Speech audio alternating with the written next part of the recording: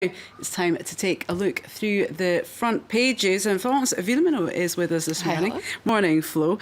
Lots of focus on a speech that François Hollande made yesterday. Officially, the president was commemorating a chapter of political history, but the papers are seeing it as a first step of his re-election campaign. That's right. Now, this is unofficial, of course, because officially, Hollande is going to make up his mind in December. But for French papers, it's crystal clear what's going on. Let's take a look at the front page of Libération this morning. He's a candidate. Libération read between the lines of that speech yesterday. Hollande is on a charm offensive. According to Libération, it was all about pumping up and bragging about his track record as president, essentially playing footsie with potential voters. Okay, well, he's bragging about that track record. Libération is taking a closer look, trying to shed some light on what he's actually achieved during his term. That's right. Libération says the Socialist Party is selling a selective track record, kind of a la carte politics, if you will. If you can take a look inside, they take a look at his achievements. Some of his achievements are real. Others are a little exaggerated, and some are just non-existent. For instance, the government keeps going on about the fact that under Hollande's watch, 525,000 businesses were set up. Libé says that's true, but do keep in mind 95% of those businesses don't actually have employees. So now, another thing that the Hollande is going on about is that under his watch, banks now have to separate their retail and investment banking. That's wrong, according to Libération. That was a campaign promise he made in 2012. But it was a promise that he abandoned along the way. So what is the final assessment of his track record? Well, you can take a look at the editorial here in Libération. It says that Hollande did manage to push through a number of small changes that are useful, but nothing spectacular, according to Libération. Will that be enough? Libération wonders. Nothing is less sure. Okay, well, the right-wing papers, the one thing they do agree on is that the president has kicked off his re-election campaign. That's right. Let's take a look at Le Figaro this morning, the main right-wing paper here in France.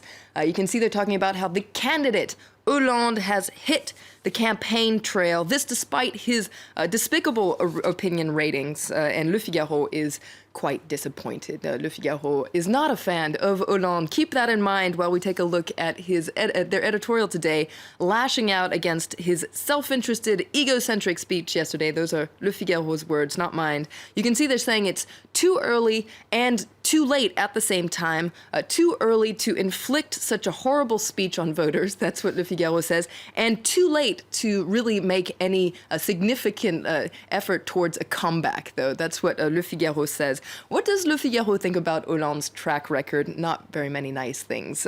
His 4 years as president have been laborious and produced pitiful, mediocre results. France is worse off than before. What a waste of time and opportunity. Gosh, resounding support there, inverted commas, from the Figaro. But Hollande says he's confident about his chances. But many analysts are predicting a bit of a beating for the left, aren't That's right. Le Figaro once again interviews a political analyst, a political scientist named Gérard Gunberg. You can see a photo of him here.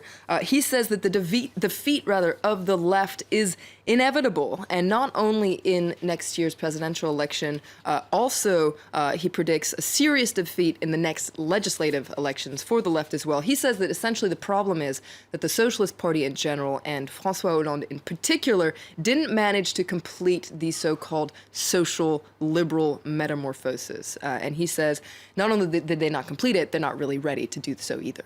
Meanwhile, we have this controversial labour reform which is going through Parliament just now. That's right. Let's take a look at the front page of Le Parisien. Now, the debates are happening right now in Parliament, but according to Le Parisien's information, Prime Minister Manuel Valls is considering pushing the law through by force. There's a constitutional loophole in France. It's known as the 49.3. That's the article of the Constitution, which actually allows the government to bypass Parliament and therefore effectively push a law through Parliament. Now, let's take a look at a cartoon in Le Parisien today, which makes fun of this. You can see François Hollande here saying, "Eh oh, la gauche," that we've been talking about this recently, this kind of a wake-up call for the left. Meanwhile, Manuel Valls is talking to MPs here saying, "Eh oh, vos gueules," essentially, you who shut up.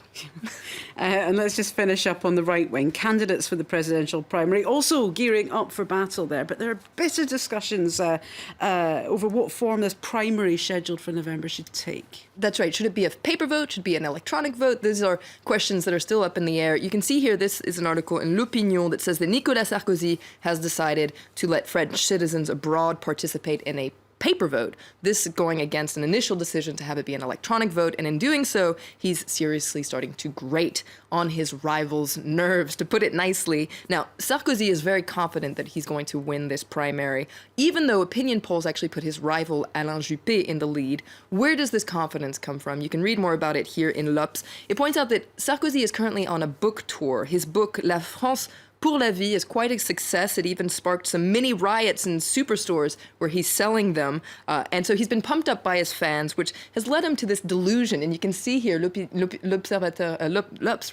calling him the Napoleon of supermarkets. So quite an insult there for Sarkozy. Oh dear, poor Sarko. Thanks for that. Florence Spielmann with the French press. More from Flo, of course, around 9:15 Paris time.